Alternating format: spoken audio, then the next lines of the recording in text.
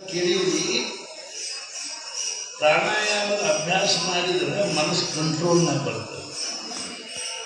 ನಿಮ್ಮ ಮನಸ್ಸಿಗೆ ಏನಾಗಿದೆ? ನಮ್ಮ ಮನಸ್ಸು ಕಂಟ್ರೋಲ್ ಮೀರಿ ಹೋಗಿ ಏನು ಮಾಡ್ತದೆ? ಕಂಟ್ರೋಲ್ ಮೀರಿ ಆ ಭಗವಂತ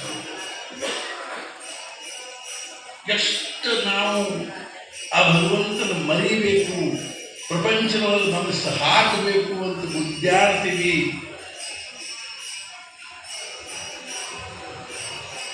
ನಮಗಾಗಲ್ಲ.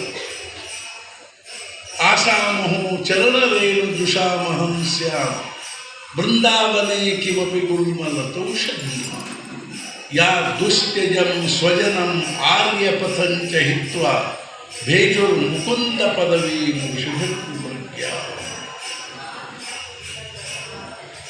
ಅವರ ಅವಸ್ಥೆ ಹೆಂಗಾಗಿದೆ?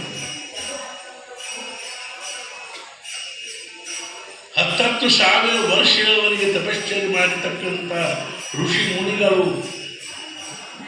ಭಗವಂತನಿಗೆ ಪ್ರಾರ್ಥನಾ ಮಾಡ್ತಿದ್ದರು,